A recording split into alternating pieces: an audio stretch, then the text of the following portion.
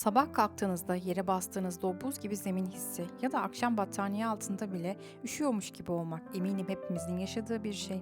Soğuk kış günleri geldiğinde evimizin sıcaklığı sadece termometreyle değil hissettirdiği konforla da ölçülür. Aslında küçük dokunuşlarla çok daha sıcak ve huzurlu bir ev yaratmak mümkün. Bugün sizinle kışın evi sıcak tutmanın 10 sırrını paylaşacağım. Bu tüyolar hem doğalgaz faturalarını biraz olsun hafifletecek hem de evinizi sımsıcak, huzurlu bir yuvaya dönüştürecek.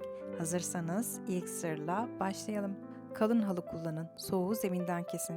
Kışın evde üşümenin en büyük sebeplerinden biri aslında zeminden gelen gizli soğuklardır. Parke ya da seramik zeminler özellikle alt katlarda hatta yalıtımı iyi olmayan dairelerde ciddi derecede ısı kaybına yol açar. O yüzden ilk kuralımız zemini boş bırakmamak. Eğer odanızda halı yoksa farkında olmadan ayaklarınızdan ısı kaybedersiniz. Bu da vücut sıcaklığınızın düşmesine ve odanın olduğundan daha soğuk hissedilmesine neden olur. Kalın, yünlü ya da tabanı keçeli halılar sadece ayağınızı sıcak tutmakla kalmaz. Aynı zamanda odadaki ısıyı da hapseder. Özellikle salon ve yatak odası gibi sık kullanılan alanlarda halı kullanmak büyük fark yaratır. Eğer tüm zemini kaplamak istemiyorsanız sadece oturma alanlarının altına veya yatak kenarlarına küçük halılar serebilirsiniz. Hatta minik bir ipucu daha, halınızın altına ince bir keçe taban ve ısı yalıtım matı yerleştirirseniz zeminden gelen soğuk neredeyse tamamen kesilir. Bu küçük önlem evinizin sıcaklığını 1-2 derece arttırabilir. Bu da hem konfor hem de enerji tasarrufu demektir. Unutmayın, sıcak bir ev zeminden başlar. Ayaklarınız sıcaksa evin geri kalanı da sizi mutlu hissettirecek. Sıcak tutmanın ikinci sırrı pencerelerde hava sızıntısını engellemek. Kış mevsiminde çoğu insanın fark etmeden yaşadığı en büyük ısı kaybına yol açan şeylerden biri pencerelerden gelen gizli hava sızıntılarıdır.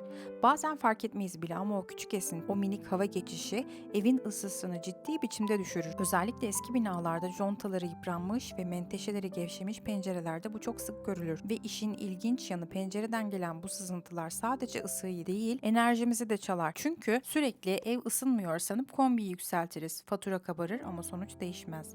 Şimdi gelin bu konuyu biraz daha derinlemesine konuşalım. Kışın özellikle rüzgarlı günlerde pencerenin kenarına elinizi yaklaştırdığınızda bir serinlik hissediyorsanız bu bir tesadüf değildir. Hava oradan sızıyor demektir. Bu sızıntılar bazen o kadar küçük olur ki çıplak gözle görmek mümkün değildir. Ama evin içindeki sıcak hava dışarı kaçarken dışarıdaki soğuk hava içeri süzülür. Yani aslında ısıtmak için ödediğiniz enerji pencereden uçup gidiyordur. Amerika Enerji Bakanlığı'nın yaptığı araştırmalara göre evlerdeki ısı kaybının %25 ila %30'u pencere ve kapılardan gerçekleşir. Türkiye'de bu oran eski binalarda daha yüksek. Yani evinizi ne kadar ısıtırsanız ısıtın, eğer pencerelerden hava kaçıyorsa bu sıcaklık içeride kalmaz. Pencereleri test edin, hava kaçağı nereden geliyor? Pencerelerinizi test edin, hava kaçağı nereden geliyor? Diyelim ki akşam evdesiniz, kombiniz çalışıyor ama bir türlü ısınamıyorsunuz. Şunu yapmanızı tavsiye ederim. Bir mum yakın veya ince bir peçeteyi elinize alın. Pencerenin kenarına, alt ve üst kısımlarına doğru yavaşça gezdirin. Eğer alev oynuyorsa veya peçete hareket ediyorsa oradan hava sızıyor demektir. İşte bu kadar basit. Genellikle sızıntı pencere contalarının gevşediği, silikon dolgusunun kuruyup çatladığı ya da menteşelerin tam kapanmadığı yerlerde olur. Yani her zaman pencere kırık ya da eski olmak zorunda değil. Bazen küçük bir conta değişimi bile fark yaratabilir. Basit çözümlerle başlayın. Eğer ciddi bir hasar yoksa işe en pratik çözümden başlayabilirsiniz. Yalıtım bantları. Marketlerde veya yapı marketlerinde satılan bu bantlar birkaç dakika içinde uygulanabilir. Cam ile çerçeve arasına ya da kanadın oturduğu kısma dikkatlice yapıştırmanız yeterli. Köpük, sünger ya da silikon bazlı çeşitleri vardır. Hangisini seçerseniz seçin. Önemli olan boşluğu hava geçirmez hale getirmektir. Uygularken yüzeyin kuru ve temiz olmasına dikkat edin. Bantı çektikten sonra hafifçe bastırarak yapıştırın. Köşe kısımlarında tam oturmasına özen gösterin. Bu işlemi tüm pencerelere yaptığınızda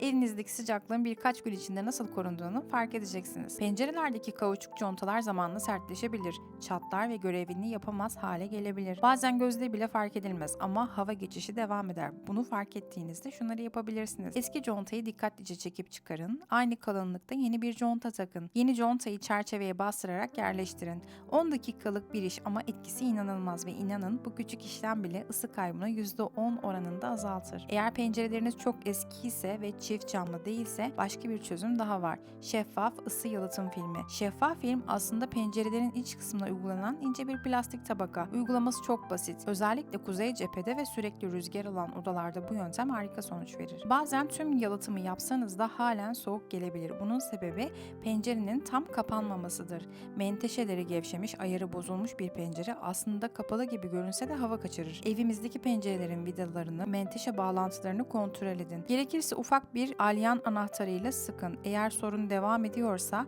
bir ustadan pencere ayar servisi istemek yeterli olur. Bu küçük müdahale bile ısının içeride kalmasını sağlar. Pencere izolasyonu sadece teknik olarak değil, dekoratif olarak da güçlendirilebilir. Kalın, astarlı veya blackout perdeler cam yüzeylerinden gelen soğuk hava akımını ciddi şekilde keser. Geceleri perdeleri tamamen kapatmak iç sıcaklığın sabit kalmasına yardımcı olur. Eğer dekorasyon tarzınıza uygunsa perdelerin arkasına ince bir termal astar ekleyerek de ısı yalıtımını 2 katına çıkarabilirsiniz. Bazı insanlar kışın evdeki havayı temizlemek için pencereyi uzun süre açık bırakır. Bu aslında yapılan en büyük hatalardan biri.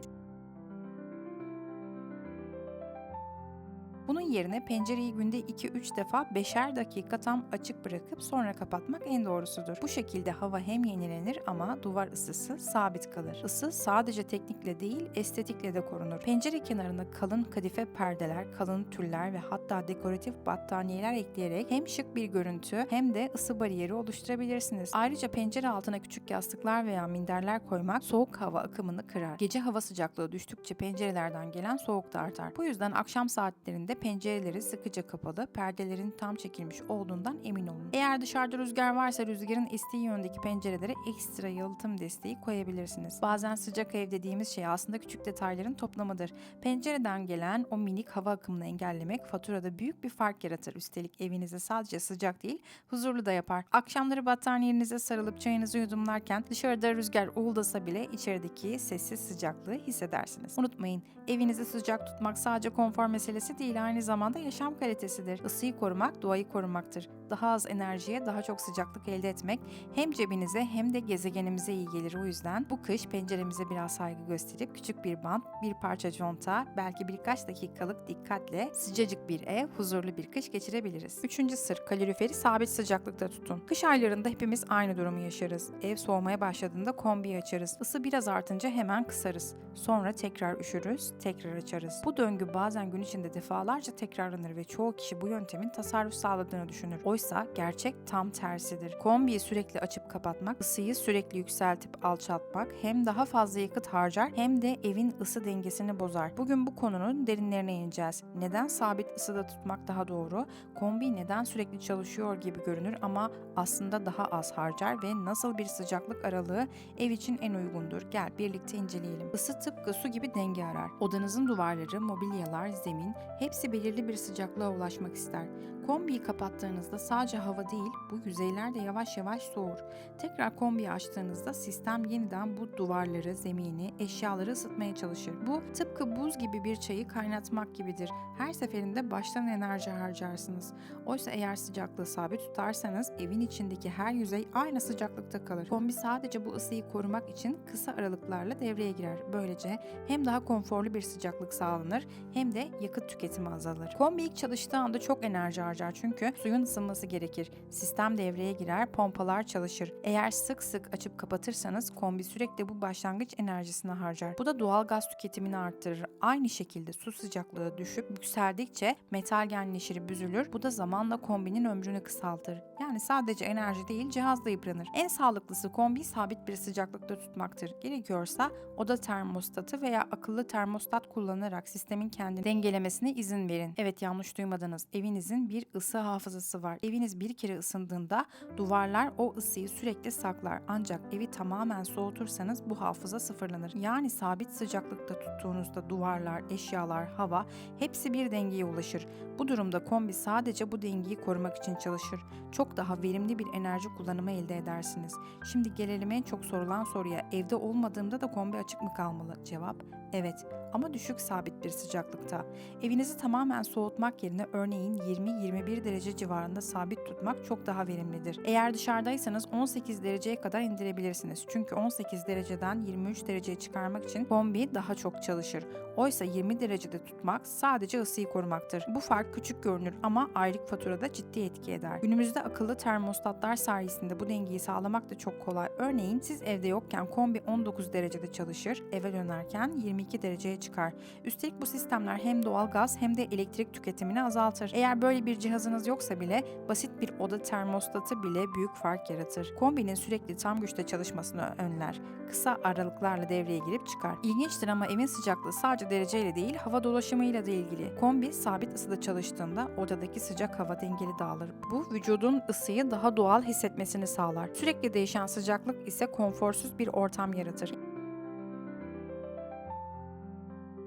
Kombi sabit çalışırken dikkat edilmesi gereken bir diğer konu da petek dengesi. Eğer bazı petekler diğerlerinden daha az ısınıyorsa sistem dengeyi bulamaz. Bu durumda kalorifer tesisatındaki hava alınmalı, vana ayarları kontrol edilmelidir. Isı dağılımı eşit olduğunda kombi kısa sürede çalışır ve tüm ev ısınır. Şunu bilmek önemli. Kombiyi sürekli açıp kapatan biriyle sabit ısıda çalışan biri arasında yaklaşık %15-25 tasarruf farkı olabilir. Yani faturalar ciddi oranda düşer. Ayrıca kombi daha az zorlandığı için bakım aralıkları da uzar. Küçük bir alışkanlık değişimiyle uzun vadede büyük kazanç sağlanır. Bir düşünün, sabah işe gittiğinizde kombiyi kapatıyorsunuz, akşam dönünce ev buz gibi.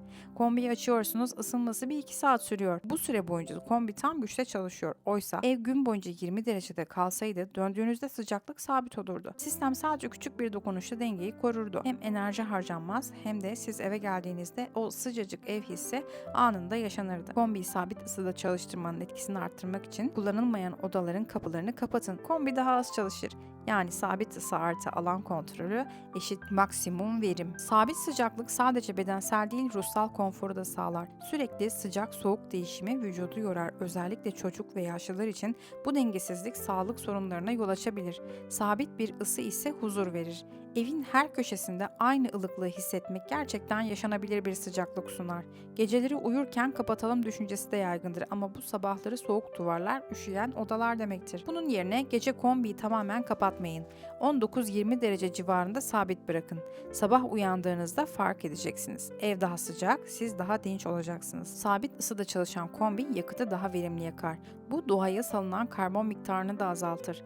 Yani sadece kendi konforunuzu değil doğayı da korursunuz. Küçük bir alışkanlık büyük bir fark yaratır. Gündüz güneşli havalarda perdeleri açarak doğal ısıyı içeri alın. Kombiniz sabit ısıda çalıştığı için bu ek ısıyı algılar ve kendini otomatik olarak kısar. Böylece sistem kendi içinde enerji tasarrufu yapar. Sonuç olarak kış aylarında evinizi sıcak tutmanın en etkili yollarından biri ısıyı sabit tutmak, kombiyi kısıp arttırmak sadece faturayı değil huzuru da bozar. Oysa sabit bir sıcaklık hem cüzdanınıza hem ruhunuza iyi gelir. Eviniz bir süre sonra kendi ritmini bulur. Ne fazla sıcak ne soğuk, sadece ideal, yumuşak bir sıcaklık.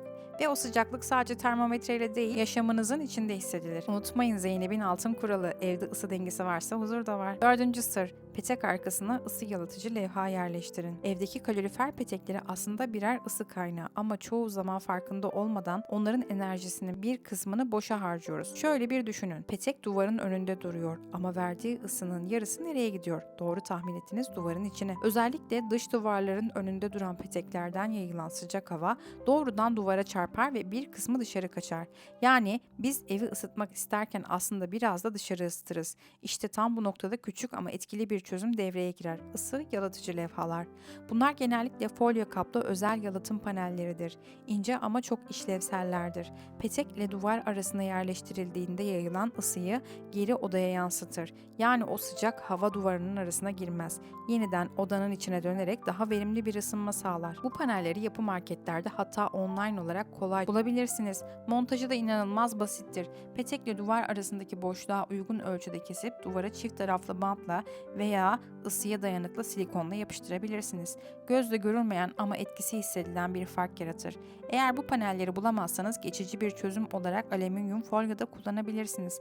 Ama kalıcı çözüm olarak yalıtım levhası çok daha etkili olur. Çünkü hem ısıyı daha iyi yansıtır hem de nem dayanıklılığı daha yüksektir. Şunu da ekleyelim. Peteklerin arkasında bu şekilde koruma altına aldığınızda aynı zamanda duvarın ısınmasını ve nem tutmasını da azaltmış olursunuz. Bu da özellikle kuzey cepheli evlerde küf oluşumunu önlemeye yardımcı olur. Bazı ev sahipleri bu küçük bir detay ne fark eder ki gibi düşünüyor ama ölçümler gösteriyor ki bu yöntem odadaki sıcaklığı yaklaşık 2 derece kadar arttırabiliyor. Yani 22 derece ayarında kombiniz aslında 24 derece hissi yaratabilecek. Hem daha sıcak bir ortam hem de daha düşük doğal gaz tüketimi anlamına gelecek. Kısacası peteklerin arkasına yerleştireceğiniz bu yalıtım levhaları kış aylarında görünmeyen ama çok etkili bir kahraman gibidir. Ne fazla yer kaplar ne uğraştırır ama yaptığı fark gün sonuna kadar hissedilir. Unutmayın, ısınmak sadece kombiyi açmakla değil, o ısıyı doğru yönlendirmekle olur.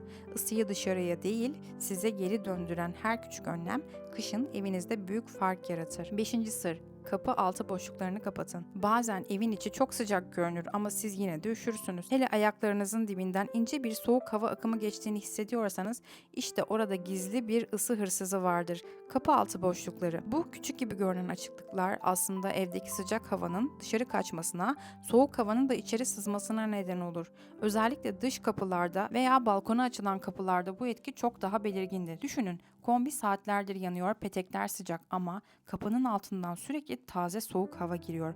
Bu durumda odanın ısınması imkansız hale gelir çünkü ısınan hava hemen kaçar. Neyse ki çözümü de çok basit. Yapmanız gereken tek şey kapı altlarındaki boşluğu ısı yalıtım süngerleri ya da kapı altı rüzgarlıkları ile kapatmak. Bu ürünleri neredeyse her yapı markette bulabilirsiniz. Süngerli olanları kapıların altına kolayca takabilirsiniz. Silikonlu olanlar ise hem ses yalıtımı hem de ısı yalıtımı sağlar. Hatta bazıları dekoratif kumaşlarla kaplıdır. Evin havasını bozmadan şık bir çözüm sunar. Eğer elinizde malzeme yoksa geçici ama işe yarayan bir yöntem daha var. Bir havlu ya da küçük bir yastık alıp kapının altına sıkıştırabilirsiniz. Belki profesyonel bir çözüm değil ama farkı anında hissedebilirsiniz. Bu tür önlemler özellikle gece saatlerinde çok işe yarar. Çünkü geceleri hava basıncı değişir, rüzgar yön değiştirir ve bu minik boşluklardan içeriye daha soğuk hava sızar. Sabah kalktığınızda odanızın diğerlerine göre daha soğuk olmasının sebebi genellikle budur. Ayrıca unutmayın, sıcak hava yükselir ama soğuk hava zeminde dolaşır. Yani kapı altındaki boşluklardan giren soğuk direkt ayak hizasında hissedilir. Bu da hem ısınma konforunu düşürür hem de evi olduğundan daha soğuk hissettirir. Küçük bir detay gibi görünse de bu önlemi aldığınızda evin sıcaklığında ortalama 1-1,5 derece artış olur. Kombiyi birkaç derece daha düşükte çalıştırabilir, doğal gaz faturanızı da azaltabilirsiniz. Dilerseniz bunu biraz daha ileri taşıyabilirsiniz. Eğer dış kapınız apartman boşluğuna açılıyorsa kapının iç kısmına kalın bir perde asmak bile, özellikle kuzey cepheli evlerde veya rüzgar alan girişlerde bu yöntem harika sonuç verir. Yani aslında mesele sıcaklığı sadece üretmek değil, onu içeride tutabilmek. Ve bazen bunun sırrı küçücük bir kapı altı boşluğunu fark etmek kadar basit olabilir. Kışın sıcak bir ev istiyorsak rüzgarın evimize girişini engellemeliyiz. Çünkü en güçlü ısı kayıpları en sessiz yerlerde olur. Küçük detaylar büyük farklar yaratabilir. Bu yüzden bu kış bir akşam elinize bir mum alın, kapı altına koyun ve alevin nasıl titrediğine bakın. Eğer hareket ediyorsa işte oradan soğuk hava giriyor demektir. Ve siz o noktayı kapattığınızda sadece rüzgarı değil, üşümeyi de kapının dışına bırakmış olursunuz. 6. sır: kalın perdelerle camları izole edin. Evin içinde ısınmanın en büyük düşmanlarından biri aslında fark etmeden her gün baktığımız yerler camlardır. Pencereler evdeki ısı kaybının %30'u kadarından sorumludur. Evet, yanlış duymadınız. Kombiniz ne kadar iyi olursa olsun pencereden sızan soğuk hava sıcaklığı yavaş yavaş dışarı taşır. Ama bu noktada çok şık, çok basit bir çözüm var: kalın perdeler. Kalın perdeler sadece dekoratif bir detay değil, aynı zamanda doğal bir yalıtım aracıdır. Özellikle kadife, blackout ve astarlı kumaşlar kullanırsanız camdan gelen soğuk havayı keser, sıcak havayı içeride tutarsınız. Bunu şöyle düşünün: pencereniz kışın bir soğuk duvar gibidir. O duvarın önünde kalın bir perde çektiğinizde tıpkı battaniye gibi bir koruma katmanı oluşturursunuz. Yani hem eviniz daha sıcak olur hem de o huzurlu, sarmalayan atmosferi hissedersiniz. Geceleri mutlaka perdelerinizi tamamen kapatın. Çünkü dışarısı en soğuk saatlerindeyken cam yüzey daha hızlı soğur. Bu da içerideki sıcak havayla temas ettiğinde ısı kaybına neden olur. Perdeleri kapatmak bu ısı transferini ciddi oranda azaltır. Gündüzleri ise tam tersi. Güneşli bir günde perdeleri açın. Özellikle güney cepheli camlardan gelen güneş ışığı evin içine doğal olarak ısıtır. Güneş batmaya başladığında yeniden kapatarak kullanarak o ısıyı içeriye hapsedin. Bu yöntem doğalgaz faturasında fark yaratacak kadar etkili olabilir. Özellikle yalıtımı zayıf pencerelerde kalın perde kullanmak odayı ortalama 1-2 derece daha sıcak gösterir. Küçük bir tüyo daha, eğer yeni perde almak istiyorsan astar kumaşlı modelleri tercih et. Bu modellerde dış katman dekoratif görünürken içteki astar katman ısı yalıtımı sağlar. Ayrıca ses yalıtımına da kat sunar. Dışarıdan gelen rüzgar uğultusunu, trafik gürültüsünü azaltır. Bir başka pratik fikir de perdelerinizi cam hizasından biraz daha aşağıda ve geniş olarak taşırmaktır. Çünkü sadece camı değil, çerçeve çevresindeki hava sızıntılarını da kapatmış olursunuz ve evet, dekor açısından da muhteşem bir dokunuş olur. Kalın dökümlü perdeler evi yalnızca sıcak değil, daha zarif, daha davetkar gösterir. Kışın o dışarıdaki gri havaya rağmen evin içinde sıcacık bir atmosfer oluşur. Kısacası perdeyi sadece bir süs olarak değil, bir kalkan olarak da düşünün. Bu kalkan kışın soğuğunu pencereden durdurup sıcaklığı evinizde tutar. Bir perde bazen sadece ışığı kesmez, soğuğu da keser, sessizliği getirir, huzuru içeride bırakır. 7. sır: güneşli günlerde perdeleri aç. Kış denince aklınıza hemen kar, soğuk, gri gökyüzü gelir ama o soğuk günlerin içinde bile bazen bulutların arkasından çıkan bir güneş ışığı vardır. İşte o ışık evimizi ısıtmak için en doğal, en ücretsiz enerji kaynağıdır. Belki farkında değilsiniz ama güneşin kışın bile camdan içeri süzülen ışığı odanın sıcaklığını birkaç derece artırabilir. Bu yüzden yapmanız gereken şey çok basit. Gündüzleri, özellikle güneşli günlerde perdeleri tamamen açın. Odaya dolan ışık sadece ısı değil, bir huzur da getirir. Sanki evin içinde küçük bir bahar parçası girmiş gibi olur. Güneşin pencereden içeri girdiği anda fark edeceksiniz ki hava ısınmasa bile odanın atmosferi değişecek. Daha aydınlık, daha canlı, daha pozitif bir enerji oluşacak. Özellikle güney cepheli pencerelerde bu etki çok daha güçlüdür.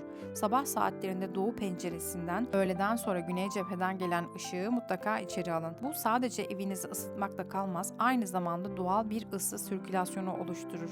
Camdan gelen ışık duvarları ve eşyaları hafifçe ısıtır. Bu eşyalar da gün boyunca o ısıyı yavaş yavaş ortama yayar. Özellikle kalın duvarlı ya da taş yapılardaki evlerde bu etki çok belirgindir. Duvarlar adeta birer ısı deposu gibi çalışır.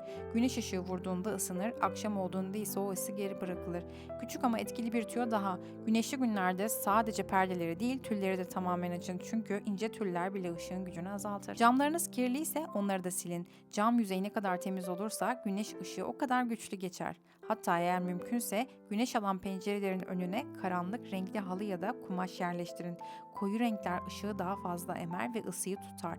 Gün boyu güneş vurdukça o alan ısınır ve yavaşça odaya sıcaklık yayılır. Akşam olduğunda ise tam tersini yapın. Güneş battıktan sonra perdelerinizi kapatın. Çünkü gece boyunca camlar soğur ve içerideki sıcak hava dışarıya kaçmaya başlar. Yani gündüz güneşi içeri alın, gece ısıyı içeride saklayın. Bu döngüyü alışkanlık haline getirdiğinizde hem odalarınız daha sıcak hem de doğal gaz tüketiminiz fark edilir biçimde azalacak. Üstelik hiçbir ekstra maliyet gerektirmeyecek. Güneş sadece dışarıyı değil, içimizi de ısıtır. Bazen bir perde açmak bir evi değil, ruhumuzu da aydınlatır. Unutmayın, kışın bile güneş bizimle. Sadece içeri davet etmemizi bekliyor.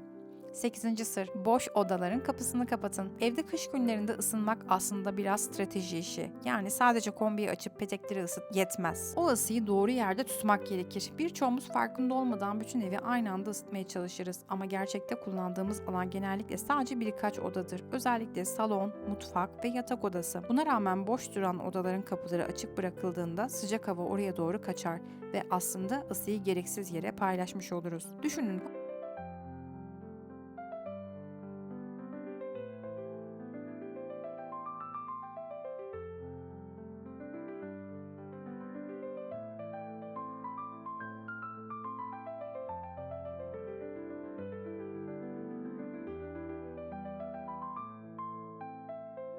kapıları kapattığınızda ısınan hava dar bir alanda kalır ve ortam daha hızlı ısınır. Bir örnek düşünelim. Diyelim ki salonda oturuyorsunuz ama yan taraftaki misafir odasının kapısı açık.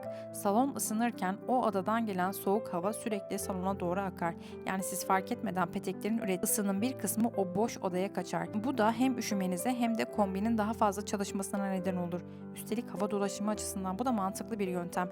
Çünkü sıcak hava yukarı doğru yükselir, soğuk hava ise zeminde dolaşır. Kapı açık olduğunda bu soğuk hava zeminden salona akar. Sıcak hava ile karışır ve ortamın genel sıcaklığı düşürür. Yani sadece bir kapıyı kapatmak bile evin ısısını dengede tutar. Eğer evinizde az kullanılan bir oda varsa, mesela misafir odası, depo alanı veya kullanılmayan bir çocuk odası, bu odaların hem kapısını hem de petek vanasını kısın. Böylece enerji oraya gitmez. Isıyı kullandığınız alanlarda yoğunlaştırmış olursunuz. Küçük ama etkili bir tüyo daha. Eğer o odada hava sirkülasyonunun tamamen kesilsin istiyorsanız, kapıyı tam kapatmak yerine birkaç santim açık bırakabilir ama kalın bir perde ya da kapı önüne rüzgar bariyeri koyabilirsiniz. Bu şekilde hava dengesi korunur hem de ısı kaybı engellenir. Bazı evlerde insanlar boş odayı ısıtmasam küf olur diye endişe eder. Aslında doğru. Havalandırma yapıldığı sürece bu sorun olmaz. Gün içinde sadece birkaç dakika pencere açıp havayı yenilemek yeterlidir. Ama ısıyı paylaşmak yerine yönlendirmek çok daha verimli bir çözümdür. Bir başka küçük detay, eğer odalar arası uzun koridorlar varsa koridorun iki ucundaki kapıları da kapalı tutun. Çünkü koridorlar genellikle ısı tutmaz. Sıcak havayı diğer odadan çeker ve orada kaybolmasına neden olur. Bu kadar basit bir alışkanlıkla evin genel sıcaklığında 2-3 dereceye kadar fark yaratmak mümkün ve üstelik bunu yapmak hiçbir ekstra masraf istemez. Kışın evi sıcak tutmak bazen pahalı çözümlerle değil, akıllı davranışlarla mümkündür. Boş odaların kapısını kapatmak da tam olarak bu sessiz ama etkili stratejilerden biridir. Çünkü sıcaklık sadece cihazlarla değil, dikkatle korunur ve bazen bir kapıyı kapatmak bütün evi daha huzurlu hale gelir. Kısacası, eğer bu kış evinizde gerçekten sıcaklık hissetmek istiyorsanız, ısınmayan odalara ısıyı göndermeyin. O sıcaklığı orada değil, yaşadığınız yerde tutun. Çünkü sıcak ev aslında sıcak alanların yaşandığı evdir. Şimdi biraz dikkat etmenizi istediğim bir detay var. Belki farkında olmadan hepimizin yaptığı ama aslında ısınmayı ciddi şekilde engelleyen bir hata. Peteklerin önünü kapatmak. Evet, belki bir koltuk oraya çok yakışıyor ya da konsolu tam pencerenin altına yerleştirmek odayı daha düzenli gösteriyor ama unutmayın, peteklerin görevi sadece duvarı ısıtmak değil, havayı dolaştırmak. Kalorifer petekleri etrafındaki havayı ısıtır. O sıcak hava yükselir, odayı doldurur. Eğer önünde büyük bir mobilya varsa o ısı akışı kesilir. Yani petek çalışsa bile sıcak hava o mobilyanın arasında sıkışıp kalır. Hava dolaşımı olmaz, peteklerin verimi düşer. Kombi daha fazla çalışır, enerji harcar ama siz hala ev ısınmıyor dersiniz. O yüzden basit ama altın kural, peteklerin önü daima açık olmalı. Petekle mobilya arasında en az 20-30 santimetrelik boşluk bırakmaya çalışın. Bu mesafe havanın rahat dolaşması için idealdir. Eğer salonunuz küçükse ve koltuğu tamamen çekemiyorsanız, koltuğun arkasına ısı yalıtıcı panel yerleştirebilirsiniz. Böylece hem mobilya zarar görmez hem de ısıyı geriye doğru odaya yöneltmiş olursunuz. Küçük bir tüyo daha, peteklerin üstünü de eşya, masa örtüsü, saksı veya raf gibi şeylerle kapatmayın. Çünkü ısınan hava yukarıya doğru yükselir. Üstü kapalı olursa sıcaklık odanın içine dağılamaz. Hatta bazı insanlar petek üstüne kurutmalık koyar. Elbette bazen mecburen yapılabilir ama uzun süreli alışkanlık haline getirmemek gerekir. Çünkü peteklerin üzerini kapatmak hem hava akışını engeller hem de kombiyi daha fazla çalışmaya zorlar. Isının dolaşımı aslında bir denge işidir. Petek önleri açık olduğunda sıcak hava serbestçe dolaşır. Oda çok daha homojen ısınır. Bu da hem konfor hem tasarruf demektir. Küçük bir gözlem yapın. Eğer evde bazı odalar daha soğuksa genellikle ya petek önü kapanmıştır ya da hava akımı engellenmiştir. Hemen o eşyayı biraz çekin. Farkı birkaç saat içinde hissedeceksiniz. Ayrıca peteklerin üst kısmı sıcak, alt kısmı soğuksa içinde hava birikmiş olabilir. Petek havası da yılda bir kez alınmalı. Isı verimi ciddi bir şekilde artacaktır. Unutmayın, ısınmak sadece kombiyi açmak değil, ısının dolaşımına izin vermektir. Peteklerin önünü açmak aslında evin nefes almasına izin vermektir. O sıcak hava dalgaları mobilyaların arkasında değil, sizin yaşadığınız alanda dolaşmalı. Çünkü sıcaklık bir hissin ifadesidir ve o his evin her köşesine yayılmalıdır. Bu yüzden bu kış peteklerinize biraz alan açın. Onlar da sizin gibi rahat nefes alsın ve sizi sıcak tutsun. 10. sır. Fırını kullandıktan sonra kapağını açık bırak ve geldik günün son sırrına. Bu belki de en doğal, en pratik ama çoğu kişinin aklına gelmeyen bir yöntem. Fırını kullandıktan sonra kapağını açık bırakmak. Düşünsenize, fırın çalışırken içinde 200 dereceye kadar sıcaklık var. O yemek pişti, fırını kapattınız ama o muhteşem sıcaklık orada küçük bir kutunun içinde kalıyor. Sonra yavaşça boşa gidiyor. Halbuki fırını kapattıktan sonra kapağını biraz aralık bırakırsanız o sıcak hava mutfağın içine yayılır. Hem mis gibi yemek kokusu evin havasına karışır hem de ortam birkaç derece ısınır. Tabii ki bu yöntemi sadece pişirme işlemi bittikten sonra uygulayın. unutmayın. Yani fırın tamamen kapalıyken güvenli bir şekilde kapağı açık bırakın. Bu özellikle küçük mutfaklarda inanılmaz etki yaratır. Çünkü sıcak hava kısa sürede ortama yayılır ve kombiye yük olmadan doğal bir sıcaklık sağlar. Kış akşamlarını düşünün. Fırında kek pişiyor ve güzel bir fırın makarna. Yemeği çıkardıktan sonra kapağı hafif aralık bıraktığınızda o sıcaklık mutfağa sarıyor. Elinizi uzattığınızda hissedilen o yumuşacık sıcak hava işte bu doğal gazsız, tamamen doğal bir ısınma yöntemi. Tabii bunu uygularken güvenlik her zaman öncelikli olmalı. Küçük çocuklar veya evcil hayvanlar varsa fırın tamamen soğuyana kadar başında kalın ya da kapağı sadece hafif aralık bırakın. Hatta bu ısıyı daha verimli kullanmak için mutfak kapısını biraz açık bırakabilirsiniz. Böylece sıcak hava koridora, oradan da daha sonra odalara yayılır. Küçük bir tüyo daha, eğer fırınınızı siz kullanıyorsanız pişirme sonrası kapağı 10-15 dakika açık bırakmak bile fark yaratır. Özellikle sabah kahvaltısı ve akşam yemekleri sonrası bu ısı kombinizin daha az çalışmasına yardımcı olur. Bazen büyük değişiklikler küçük farklılıklarla başlar. Fırın da aslında evin gizli ısı kaynağıdır. Sadece o ısıyı doğru değerlendirmek gerekir. Ve en güzeli, bu yöntem hem enerji tasarrufu sağlar hem de sıcak mutfak kokusu evinizi bir yuva gibi hissettirir. Çünkü sıcaklık sadece dereceyle ölçülmez. Bazen taze pişmiş bir yemeğin buharında, bazen de fırından yayılan o sessiz sıcaklıkta saklıdır. Kış akşamlarında fırın kapağını hafif arala, belki o an sadece evi değil kalbinizi de ısıtacaksınız. Ve işte geldik videomuzun sonuna. Bu kış sadece kaloriferlere değil, biraz da küçük detaylara dikkat edersek evimizi sımsıcak bir yuvaya dönüştürebiliriz. Çünkü sıcaklık bazen sadece dereceyle değil, hisle de ölçülür. Kalın bir halı, hava almayan bir pencere, açık kalmayan bir kapı, hepsi bir araya geldiğinde o evin içinde sıcak bir huzur oluşur. Unutmayın, evinizin sıcacık olması sadece kombinizin gücüne değil, sizin farkındalığınıza da bağlı. Küçük önlemler büyük farklar yaratabilir.